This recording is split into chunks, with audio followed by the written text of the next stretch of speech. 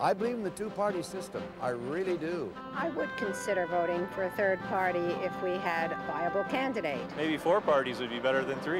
If it's a vote that I believe in, it's not a wasted vote.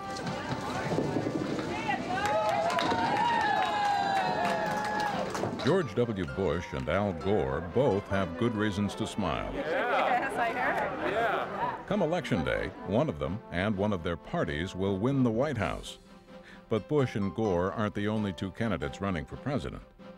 Every 4 years, more than 200 presidential hopefuls register with the Federal Election Commission to launch their bids for the Oval Office. Most of these candidates remain unknown to the majority of voters. Some of them are just hoping to get attention. Jim Taylor for president, Jim Taylor for president. Other long-shot candidates are more serious about their campaigns, but only a select few have the passion or the resources to get their names on the presidential ballot. People ask me, why are you running for president? Do you think you can win? The year 2000 is a terrific year for third parties for many reasons. Many voters believe they only have 2 choices on Election Day, Democrat or Republican.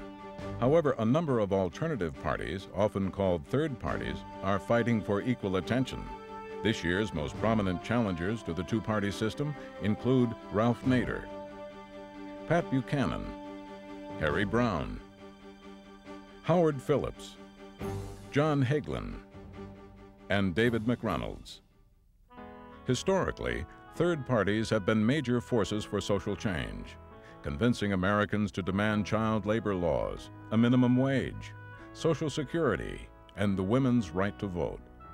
The issue of abolishing slavery propelled Abraham Lincoln's Republican Party, a tiny movement back in the 1850s, into the dominant party it is today. Although Lincoln remains the only third-party nominee to have won the White House, charismatic independents have been key players in presidential elections ever since.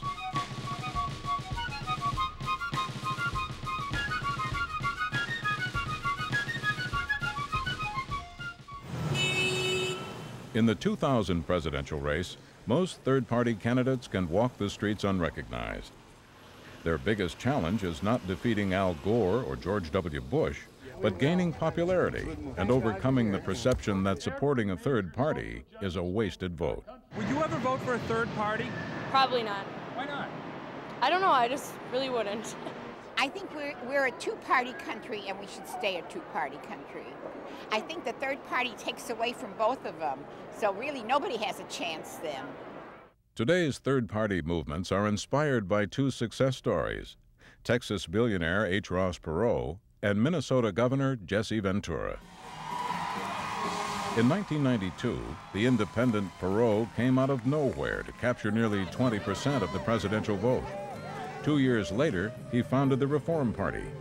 And Ventura, a former professional wrestler, was elected governor in 1998 with an upset victory that made him a rising star in independent politics. New from the Reform Party, it's the new Jesse Ventura action figure. You can make Jesse battle special interest groups. I don't want your stupid money. Whether you're a Libertarian, a Green Party member, Constitution Party, Reform Party, I think he's showing everybody that a third-party candidate can win. What do you say to people who think that voting third party is a wasted vote? I say to them that they're ignorant and they're dumb and they're stupid, because voting is not a horse race. Voting is not something you go into the voting booth and try to pick the winner, the trifecta, and if you solely vote for someone because you think that person's going to win, then you're really cheating yourself on what voting's all about. When it comes to voting, many Americans don't even bother showing up. Not because they don't care about their country, but because of a deep sense that their votes don't count. Third parties say they strengthen democracy by giving Americans more chances to vote their conscience and vote for their ideals. The 2 major parties tend to move towards the center. They tend to move towards safe and predictable positions. In American politics, third parties don't disrupt the system.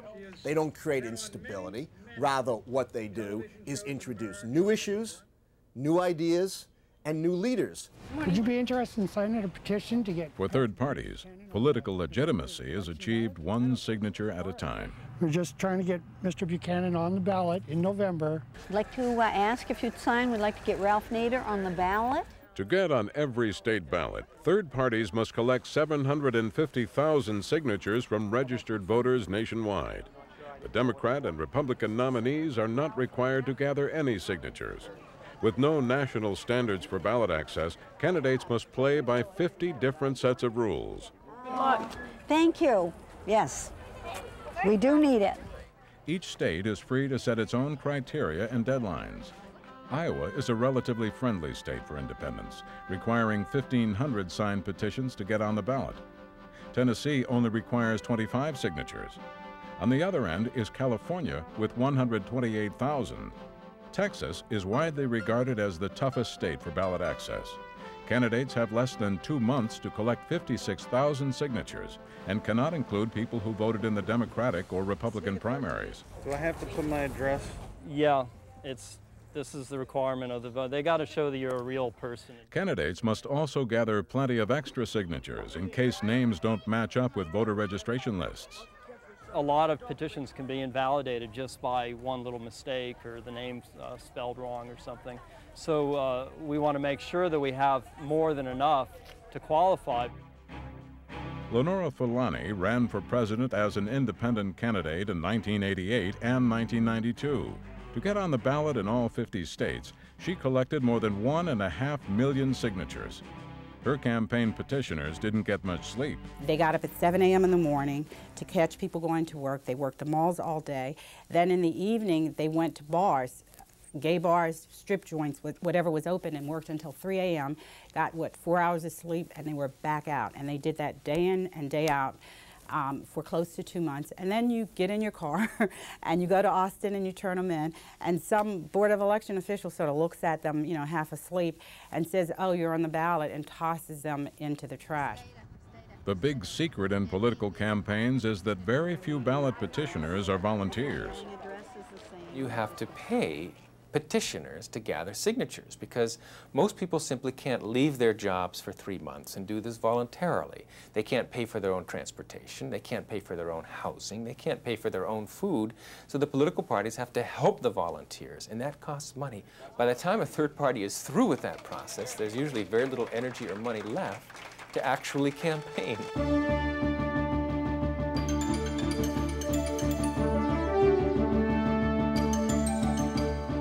The ecology-driven Green Party is hoping that name recognition will matter at the ballot box. Most of the new safety features that have come on cars in the last 30 years were developed before World War I. Seat belts, padded dash panels, that goes back to the Roman chariots. Celebrated consumer advocate Ralph Nader, who forced the auto industry to design safer cars, ran a low-key symbolic bid for president in 1996. This time, he says he's committed to building the Green Party nationwide, aiming to expand its base beyond the environmentalists. We want a government of by and for the people, not a government of the Exxons by the General Motors for the DuPonts. It is because the core... Mirroring his career in the public eye, Nader's campaign focuses heavily on economic and labor issues. His new favorite crusade is ending taxpayers' subsidies for all private companies, especially professional sports teams. Are they going to let the taxpayers own 50% of the Boston Red Sox? Nader relishes his role as a muckraker, stockpiling an arsenal of unflattering phrases to describe corporate America. These corporate hucksters who are getting in the minds of our little kids at age 2, 3, 4. They can even be compared to electronic child molesters. To do the bidding of the corporate oligarchy to the detriment of everyday people. Nader's anti-business rhetoric is attracting a steady flow of modest donations. But the corporations can also bite back. MasterCard is suing Nader for $5 million for his parody of their popular credit card ads. Campaign ads filled with half-truths. $10 million. Promises to special interest groups. Over $10 billion. Finding out the truth? Priceless. For their environmental platform, the Green Party calls for a special pollution tax on companies responsible for industrial waste. Underscoring the Greens' commitment to ecology is Native American activist Winona LaDuke, Nader's running mate.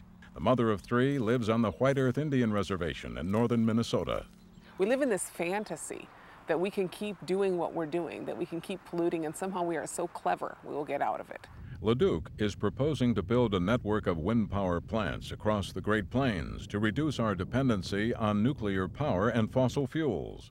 She says she's not impressed with the earth-friendly image of Vice President Al Gore. Al Gore talks about being the environmental president. The guy has $500,000 worth of stock in Occidental Oil, the company which is primarily responsible for destroying Ua Indian lands in Colombia. This is a community of about 8,000 Indian people just try to live their life. Unfortunately for them, they happen to sit on top of a huge oil reserve. The Green Party is on the record unambiguously for universal, accessible health insurance coverage. Beyond environmental issues, the platform calls for national health care, universal child care, and reallocating 50% of the military budget to social service programs. The Green Party also supports making Washington, D.C. the 51st state, noting that the city's 600,000 residents are not represented in Congress. I want to be president because I think I know how to build democracy for all the people. It's important to fight for democracy here at home. Global corporations are on a collision course with American democracy, and American democracy is losing.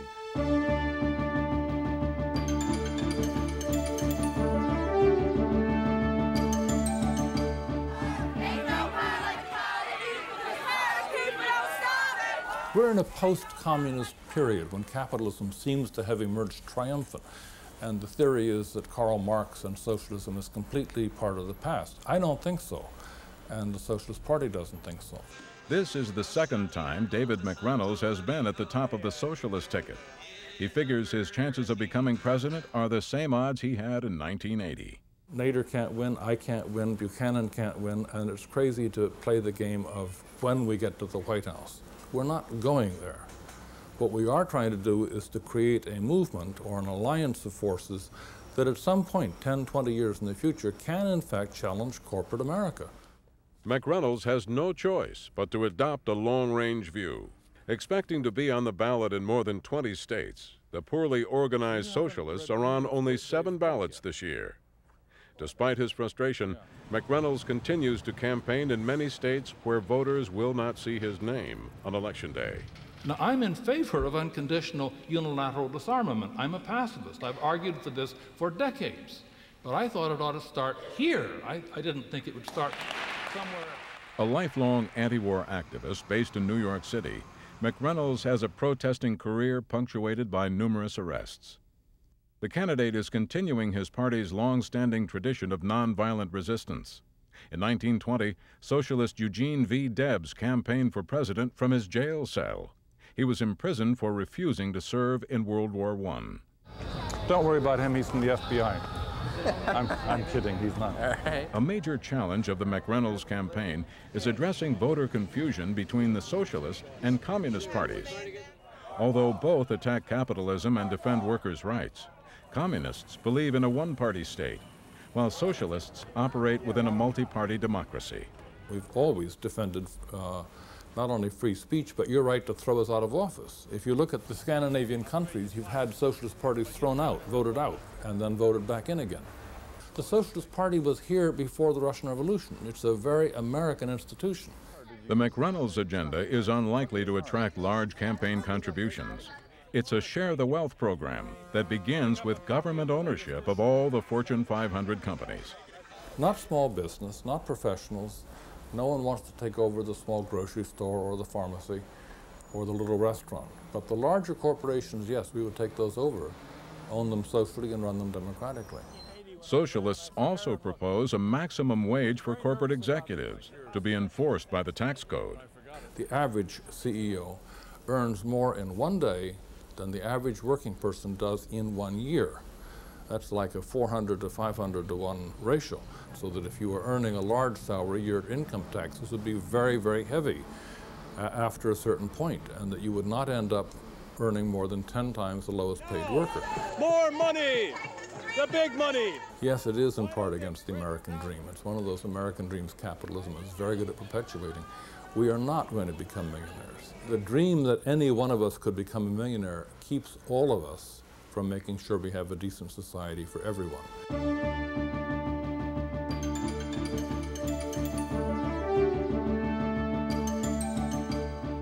Every vote we get this year puts us one step closer to that day when we do have a libertarian president. Libertarians are the polar opposites of socialists. Individual freedom or personal liberty comes first, society second. Only a libertarian is going to return us to constitutional government. Only a libertarian is going to set you free. I do believe very strongly that there is at least an even chance or more that we will have a libertarian president by 2008, and maybe by 2004, and if lightning strikes in the year 2000. This is also the second time around for libertarian Harry Browne, a Tennessee investment consultant who ran in 1996. In between elections, Browne spread the libertarians' mind-your-own-business philosophy on his own national radio program. He is now a frequent guest on political talk shows. What we want is a military that defends this country but is not ruling the world. Joseph, thank you for the call. We're going to take a break. We'll be back right after this and get to more calls with Harry Browne. Browne still relies heavily on radio programs to spread his message. He says Americans should be free to do anything they please, as long as they don't interfere with other people's lives or property.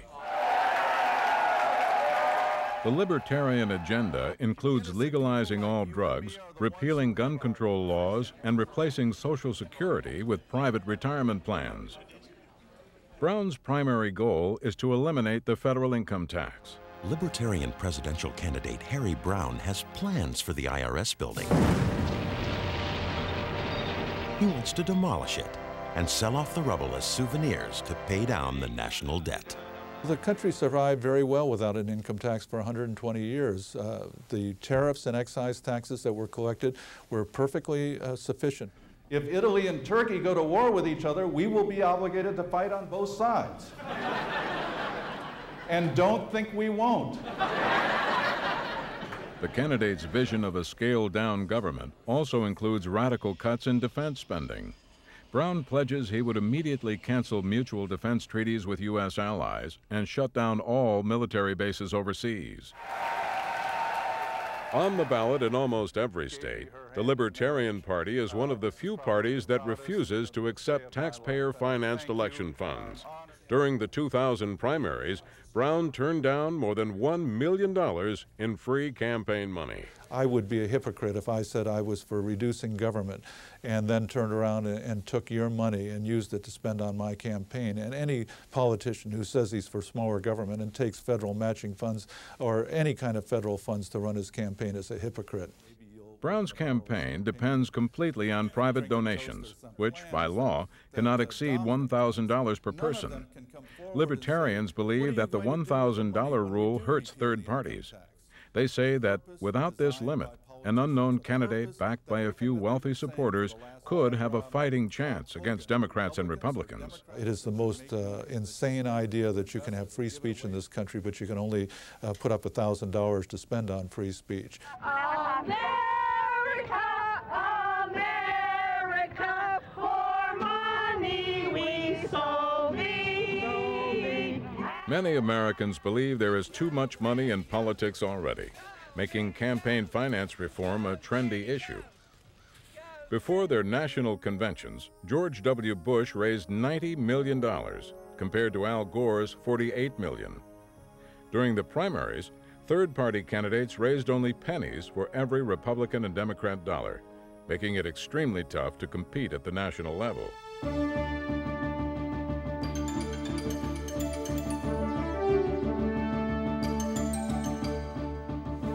Heavenly Father, we thank you for all blessings from thee.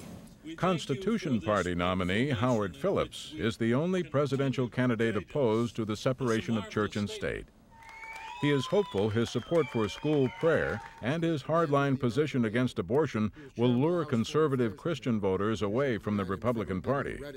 The Republican Party is much more dangerous to liberty than the Democratic Party, because the Republicans fly a false flag. Abortion is not a matter of choice. Phillips criticizes Republicans who call themselves pro-life but support abortions in the case of rape or incest. He would grant full legal rights to the fetus, making any abortion a capital crime. We would acknowledge that the unborn child, without exception, is a human person.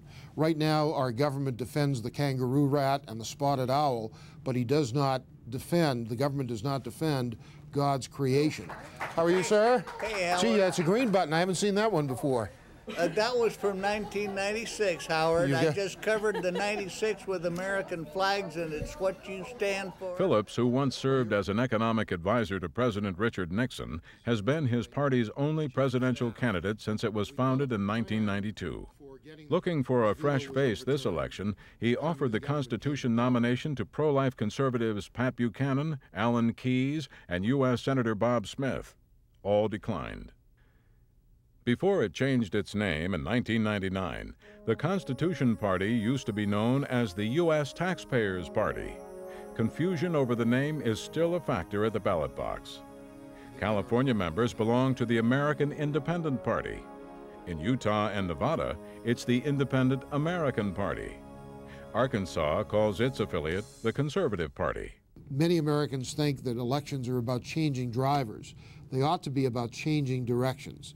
The Republicans and the Democrats are each heading in the same direction. Differing sharply with the two major parties on foreign policy, the Constitution Party warns of U.S. sovereignty being undermined by foreign governments. The platform calls for pulling American troops out of the NATO alliance and forcing the United Nations to move its headquarters out of the United States. We could reach a large audience in California. Like the Libertarians, Phillips promises to eliminate the Internal Revenue Service. The whole concept of an IRS being able to invade our privacy is outrageous. The best way to strengthen American families is to lower the tax burden. Here you go, Sue. Yeah, you got to have that on. I'd like to live in a country where mom can stay home again and take care of the kids. I'd like to live in a country where it's easier for dad to spend more time at home as well. With no income tax, he figures the United States can fund its military by hiking tariffs on foreign goods. It's ironic that we give Communist China permanent most favored nation status, which is in effect an $80 billion annual subsidy to the People's Liberation Army. We have tariffs on red Chinese goods as low as 3%. They have tariffs on our goods coming into China, sometimes in the 40th percentile.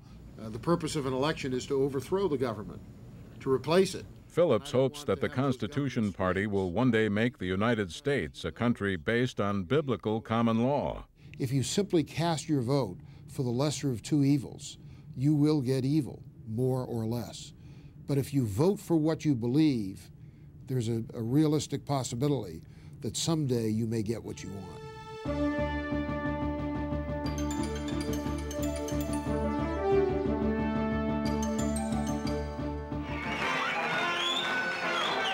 The Natural Law Party is the fastest growing political party on earth. In California, we have, I think, over 100,000 registered Natural Law Party voters. And we got 1 million people voting for Natural Law Party in 1996. Natural law candidate John Hagelin says he wants to revitalize America from the inside out. I practice transcendental meditation. I spend a half hour a day exercising my body. I spend a few minutes a day exercising my mind. I think George W. could use a little bit of mental exercise. Hagelin calls for using meditation programs in the prisons to reduce stress. He believes that human psychology can also be a tool to relax international tensions. If we want to bolster our national security, number one, stop creating enemies throughout the world. A nuclear physicist opposed to nuclear power, Hagelin repeatedly warns of the dangers of generating atomic waste. What government can realistically promise to contain and to protect millions of tons of highly toxic compounds? What government can pledge to be here in 40 to 60 to 80,000 years? He is also one of America's most outspoken voices against the genetic engineering of crops. Who gave the biotech companies the right to threaten our food and our environment? You guessed it. our Republican and Democratic Congress bought and paid for by special interests. Scientists have learned how to take genetic characteristics of viruses, of insects, of bacteria, of humans, of fish, and bring them into our food crops, for example, so that a tomato, by producing enough fish blood antifreeze protein, can become frost resistant and hence more profitable. It's a brilliant idea until you consider that many people, many children, are allergic to fish. There's no human safety testing required and no labeling required for genetically engineered foods. Thus, we've all become the unwitting guinea pigs in a massive biotech nutritional experiment. Change the world, there's a winner in you.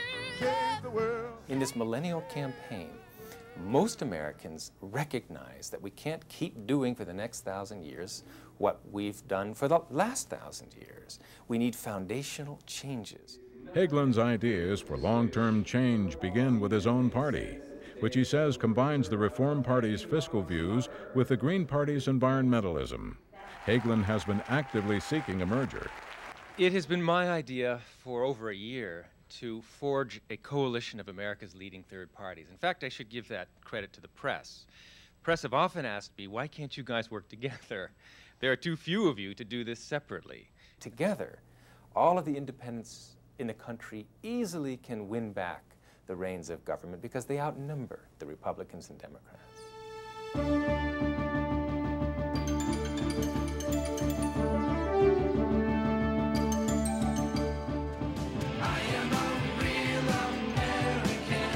America First has been an ongoing campaign theme for Pat Buchanan, a conservative newspaper columnist and TV commentator now making his third bid for the presidency. I'll say it again. If you want real reform, vote reform. Buchanan represents a new voice for the Reform Party, which was launched in 1994 by billionaire Ross Perot. Farmers, plumbers, electricians, people working night and day to pay their taxes. That money should be treated like water in the desert. Instead, it is wasted paying back political debts. Perot first enchanted Americans in 1992 with promises to take a no-nonsense, business-like approach to cutting the federal deficit. He attracted a surprising 19% of the presidential vote, later pumping $100 million into building his own third party. His support dipped to 8% in the 1996 election. Buchanan, a former speechwriter for Presidents Richard Nixon and Ronald Reagan, shocked his fellow Republicans in 1999 by defecting to Perot's party. He brought his supporters with him. When you came out, it was just everything. It was a night for our whole lives. Well, wonderful, kiddo. Buchanan upholds core Reform Party principles such as campaign finance reform, same-day voter registration, and term limits for Congress. If 8 years was long enough for George Washington and Thomas Jefferson and Ronald Reagan, it may even be long enough for Teddy Kennedy and Barney Frank. His tirades against free trade and the loss of U.S. jobs to factories overseas have found welcome ears in some factions of the Reform Party. If I ever take that oath of office and get into that White House and the Chinese communists are telling me that they're going to fire rockets at my country if we defend Taiwan, or they're going to attack Taiwan and we better stay out of the way, or they're going to keep persecuting Christians, I'd call them into my office. I'd say, you keep along this course, Buster, and you guys have sold your last pair of chopsticks at any mall in the United States of America. The ideas that I espouse and the ideas of the Reform Party will be policy in the United States of America, whether I'm elected or not. Up until this year, the Reform Party platform mostly dealt with economic policy and government accountability, avoiding hot-button social issues. To me, abortion is the greatest evil on the American continent since slavery. If you don't have the right to life, I don't believe you have any rights. By taking tough stands against abortion, homosexuality, and immigration, Buchanan is taking his new party in a new direction. I will take those troops out of Bosnia and out of Kosovo and out of places where they don't belong and put them on the border of Texas, Arizona, New Mexico, and California. Buchanan's running mate, Izola Foster, is a leading activist for California's Proposition 187, an act which would cut off public education and other government services to illegal immigrants. She believes in the Ten Commandments and the Sermon on the Mount. She also believes strongly that America's borders need to be defended. Buchanan has proudly embraced controversial issues throughout his political career. I'm loyal to the President of the United States, that's correct. He defended Richard Nixon during the Watergate scandal and Ronald Reagan during the Iran-Contra affair. His latest book, A Republic, Not an Empire, argues that Hitler posed no direct threat to the U.S. in World War II. Political cartoonists have pounced on Buchanan, portraying him as a Nazi sympathizer. American politics has gotten to the point where name-calling of this kind has become so commonplace it's ineffectual. It's what you say when you're calling somebody a Nazi. What you mean is, I don't like him. That's all it means in this day and age. Buchanan's latest controversy is the future of the Reform Party. I proudly accept your nomination for President of the United States. While Buchanan addressed his Reform Party faithful in Long Beach, California, a faction loyal to founder Ross Perot broke away from the party and held their own convention. Let's make history! The defectors rallied around Natural Law Party founder John Hagelin, the nuclear physicist who wanted to merge the two parties. With each faction declaring itself to be the true Reform Party, the situation produced dueling victory parties and even dueling slogans. Go, Johnny, go! Go, Johnny, go! Go, Pat, go! Go, Pat, go! This election year has been bad karma for the Reform Party, which months earlier lost its biggest star in Jesse Ventura. Not wanting to be involved in the party's inner turmoil, the Minnesota governor left the reformers, calling them hopelessly dysfunctional. In the end, it was actually a relief to break away from them because, to me, they're going nowhere fast, and I think that it'll wither away and die eventually. Because Ross Perot earned more than 5% of the vote in 1996, this year's Reform nominee receives $12.6 million in public campaign funds. The Federal Election Commission ruled in September that Pat Buchanan is the candidate entitled to the Reform Party's money. But Hagelin insists that his fight for control of the Reform Party has nothing to do with the money. I see Pat Buchanan endangering the Reform Party's destiny. It's an exclusive message. It's my religion or no religion. It's my way or the highway. The Colorado branch of the Reform Party denounced Buchanan earlier this year for his critical comments about gays and lesbians. We have lost thousands of loyal supporters in the Reform Party since Buchanan entered and began his takeover. But Buchanan supporters, nicknamed the Buchanan Brigades, say their candidate is attracting far more people than he is driving away. When Pat Buchanan says something, he believes it. He's brave, he has integrity, he has intellect. He would make a superb president. Vice presidential nominee Izola Foster defends Buchanan against ongoing accusations of prejudice. We in the Reform Party are concerned with only one race, and that's the race to the White House. If anybody knows a racist, I do. Pat Buchanan ain't no racist. I know a homophobe when I see one. Pat Buchanan ain't no homophobe. Pat Buchanan ain't no anti-Semite. If the Reform nominee fails to get 5% of the vote this November, the party will not receive federal campaign money for the 2004 general election. Accepting public funds in one large chunk is a lot easier than soliciting donations one at a time. Everybody here tonight has the capability of giving $25. That's what you're going to spend for dinner tonight. Hagelin vows to fight the ruling that Pat Buchanan is the rightful Reform Party nominee. Legal appeals will keep the party's wounds fresh for months to come.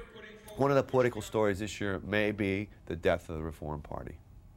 And I think people have the perception that the party is just bickering cousins among themselves, and they're not going to waste their vote on this third party, but give their vote to a third party that may make a difference. Outside of the Reform Party controversy, the biggest third-party issue has been the televised debates. Who gets to be in them is a debate in itself. The decision is up to the Commission on Presidential Debates, a panel exclusively composed of Democrats and Republicans. To participate, the commission requires candidates to be at 15% in 5 different public opinion polls. So spread the word. Let's get on those debates. Let's expand the number of debates. Let's have other major media have the guts to break out of this two-party cul-de-sac. Those left out of the debate say the 15% rule is unfair, citing the come-from-behind 1998 performance of Jesse Ventura. I think today, most of all, my mom and dad would look down and say, I can't believe it. Look what he's done now. As Minnesota's Reform Party candidate for governor, Ventura barely registered at 10% in the polls before the debates began. But debate sponsors used a 5% threshold for participation. Undecided voters, many of whom tuned into the debates, propelled Ventura to victory a few weeks later. The question in the polls is, who do you want to see as President of the United States? Or who do you think should be elected, or who are you going to vote for? Now, that question should be asked after the debates, because it's the debates that help make up people's minds. The question before the debates is a very simple one. Do you believe that the Reform Party should be included in the debates? Simple as that. I think we would not only get 15%, we'd get 50% on that issue. Buchanan hoped to force his way into the debates by suing the commission for excluding third-party candidates. Frank Fahrenkopf, Jr., who co-chairs the panel responsible for the debate rules, says he isn't deterred by such lawsuits. Our goal is very clear. It is not to make somebody competitive by including them in the debates. It is to include in the debates those people who already made themselves competitive. During the Republican primaries, George W. Bush shared the debate stage with 4 rivals. He stated his preference for fewer participants in the presidential debates. Some feel that 15% rule has the potential to exclude independent candidates, specifically the Reform Party nominee. Do you think that's fair? Yeah, I think it's fair. I do. Because I think otherwise there's going to be a stage with 50 people, and it's going to be hard for the candidates who have a chance to become the president to be able to make their case. Unfortunately, with some of the minor party candidates and independent party candidates, they believe that, gee, if we can't get in the debates, we don't stand a chance. Well, our answer to that is your job as a candidate is to use the process up until 1 week before the first debate to get yourself competitive. It's very much like a playoff in an athletic sense, that only those people who survive the playoffs get to be in the World Series or get to play in the Super Bowl. Past moves to block third-party participation have created much resentment. In 1980, President Jimmy Carter backed out of a League of Women Voters debate because he would not share the stage with independent John B. Anderson. Jimmy Carter's refusal to participate in the debate with all 3 candidates present showed disrespect for the process itself. It showed disrespect for the American voters. I simply cannot allow to go on past the statements that have just been made by Mr. Reagan. Republican Ronald Reagan and Anderson were left to debate by themselves. President Carter eventually agreed to face Reagan alone. Jimmy Carter was responsible for my losing at least 10 or 15% more of the total popular vote that I would have gotten had I been in that second debate, the one that was held only a week before the election, when only the face of Jimmy Carter and Ronald Reagan appeared on that television screen.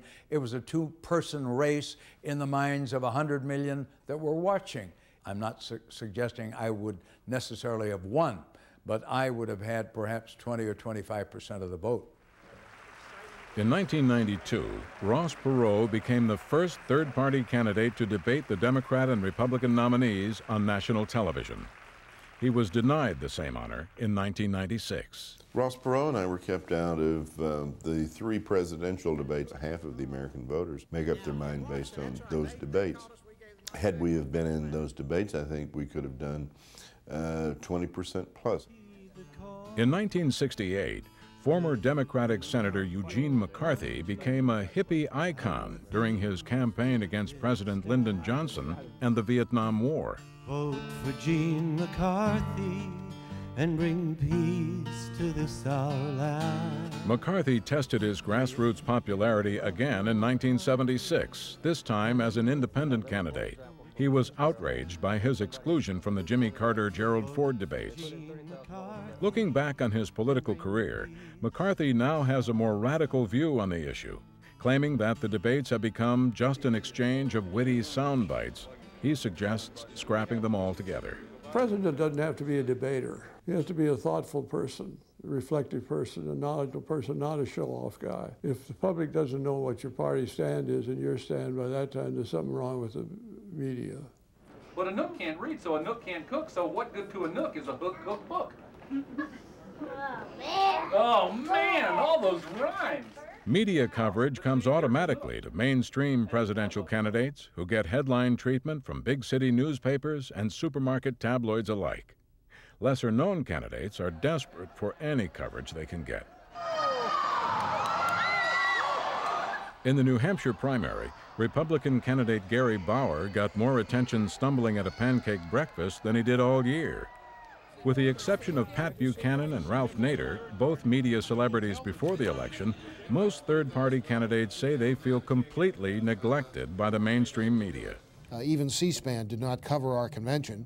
Finally, they grudgingly ran over and over again the speech of a man whom I defeated by a vote of 500 to 88 for our party's nomination. They were confused as to who had won the nomination. I encourage the media to not think inside a box that's about this big. You know, you and I hope that when we view something on TV, it is something outside of a realm. It will teach us something new. I think the New York Times owes the American people, not me, but the American people, more coverage of third-party candidates. For the socialist McReynolds, there is a flip side to the media disinterest. He can relax and be himself without having to watch every word he says. Al Gore sucks! Al Gore sucks! Used to facing criticism about what they do and do not cover, journalists insist that there is no media conspiracy against third-party candidates. It's not our job to create interest in a third party. It's our job to report the news and not try to generate excitement or buzz or anything like that. You know, we have no stake in a two-party system or a three-party system. We have a stake in honestly, factually looking at the news and reporting what's going on. To suggest that there's a conspiracy, that means people have sat down and said, we're not going to cover third parties and agreed upon it. I think it's more a residual arrogance of the press and elitism that exists in some parts of the press, that third-party people were just sort of wingnuts and fringe candidates that don't deserve our coverage. How do unknown candidates get the cameras to point in their direction? A satirical candidate calling himself Vermin Supreme has discovered that when you wear a boot on your head, people notice. Why accept just any cheap, sleazy substitute when you can have me, the real cheap, sleazy thing? Supreme, who claims all politicians are rodents and he is the king of them all, is not on the ballot in any state. Founder and sole member of the Misinformed Citizens Party, he calls for tougher dental hygiene laws, arguing that the government should make brushing your teeth mandatory. Politics is about power. Power is about recognition. Part of my motivation is, of course, social change through shameless self-promotion. Making the world a better place by making people know my face. Hi there. Supreme follows the tradition of 1960s comedian Pat Paulson, who ran against President Nixon as the nominee of the Stag Party. There has been a steady flow of comedians into politics ever since. Ladies and gentlemen, ask them the toilet question. Mr. Supreme and I are the only candidates in the race who have real-world experience. We know what it's like to clean a toilet. I'm an idiot. Look at me. I'm a moron. I dress up like this, but I do it for one very simple reason: to capture your attention, create a little spectacle, and then be able to deliver serious issues to you as well. So I thank you very, very much, and I hope for your support. Humor does attract media attention. But is it the wrong kind of attention? Does it undermine the serious efforts of all third-party hopefuls? I met the Vermin in Boston in 1992, and I saw behind that showmanship a communication strategy, which is to show the American people that our politics has been turned into show business. It's been turned into showtime. It's been turned into entertainment. And he just took it to the extreme. So I think he's a good communicator. Professional wrestler Jeff Costa is running for president as Lobster Man.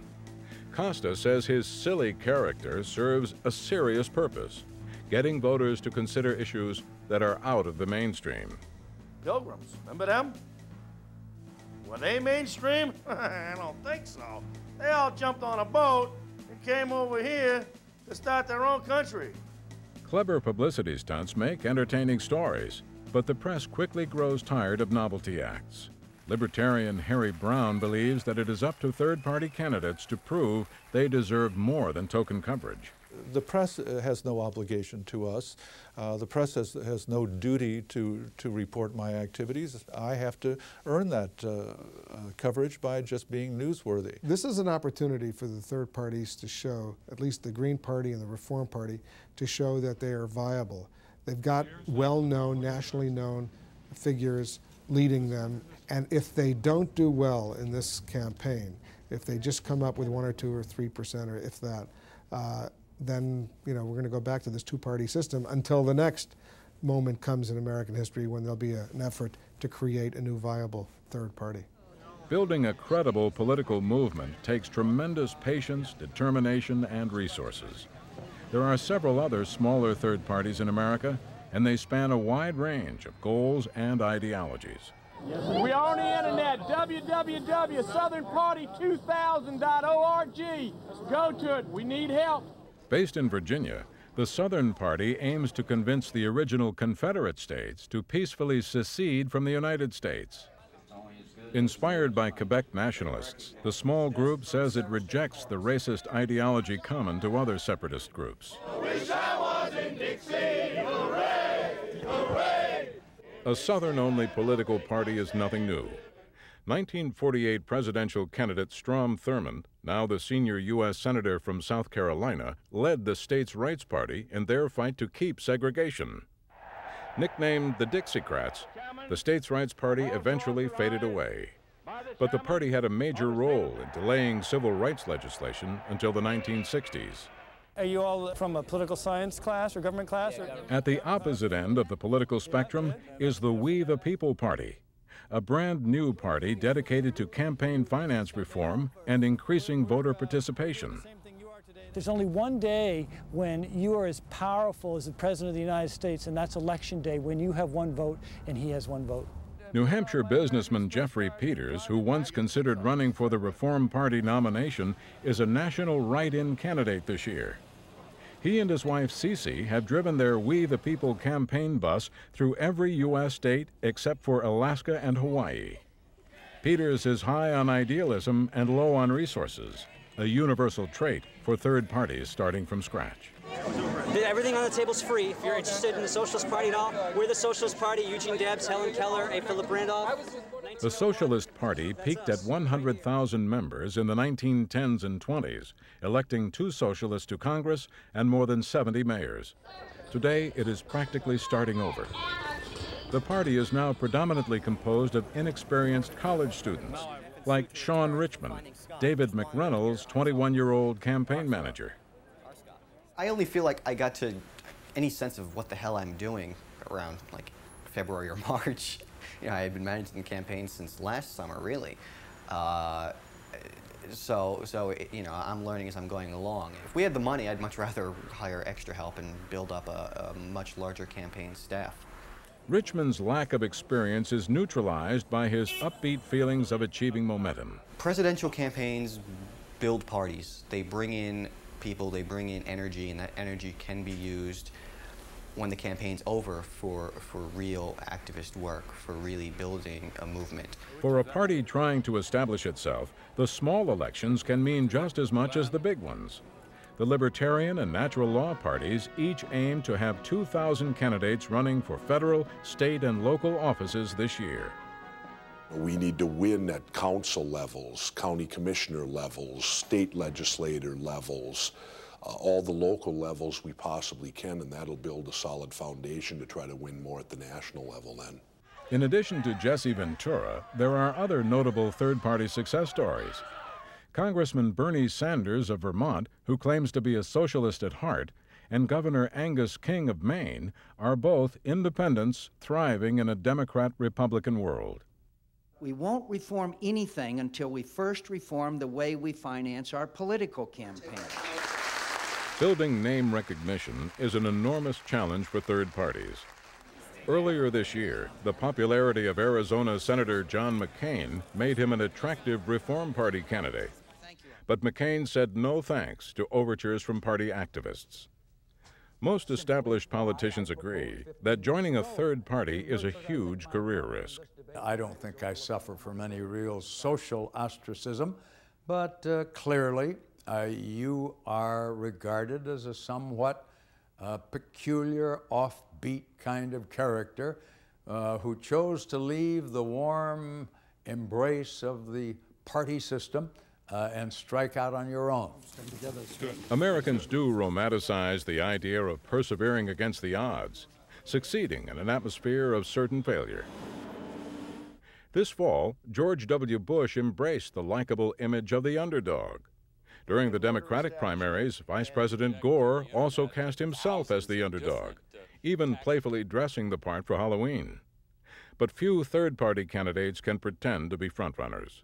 If you go to Las Vegas, you'll probably find the odds against me are 40 to 1 or 100 to 1 or something. So I guess that certainly would make me the underdog. But that's not really important. What's really important is that I get to talk to people and let them know that there is an alternative so that they can register what they really feel when they go to the polls instead of choosing between the lesser of two evils.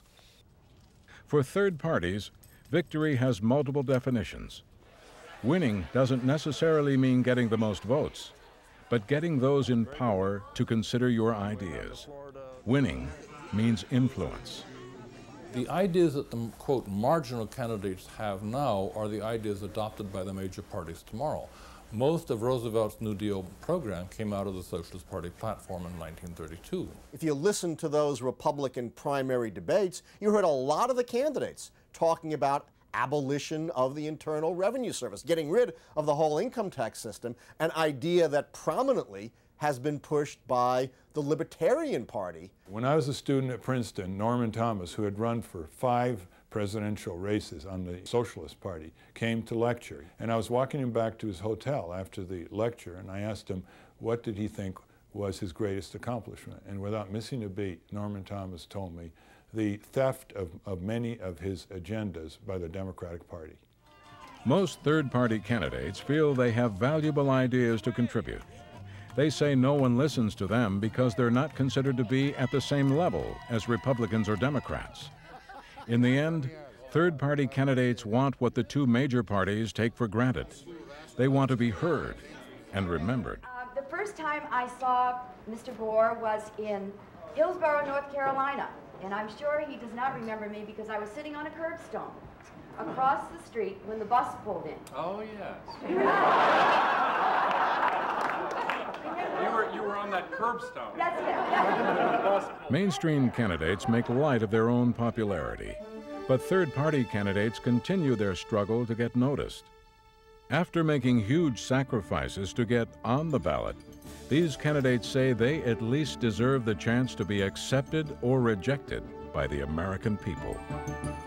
I do want the job badly, but if I don't succeed, I won't consider it a failure because I will have done my best to raise these issues and tell America where I think it ought to go. And I think that, looking back, the American people will say thanks, even if they don't agree. It takes a while to make change in this country. And so what I would suggest is that over the next 20 years, or 10 to 20 years, we will see alternative parties in the American political system. Democracy is about having a range of voices heard and a range of choices offered.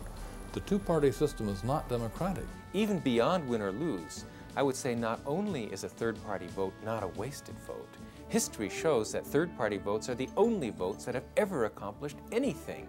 Voting is voting your heart and your conscience and voting for the person who most represents your ideals when you get in the voting booth, and winning is irrelevant.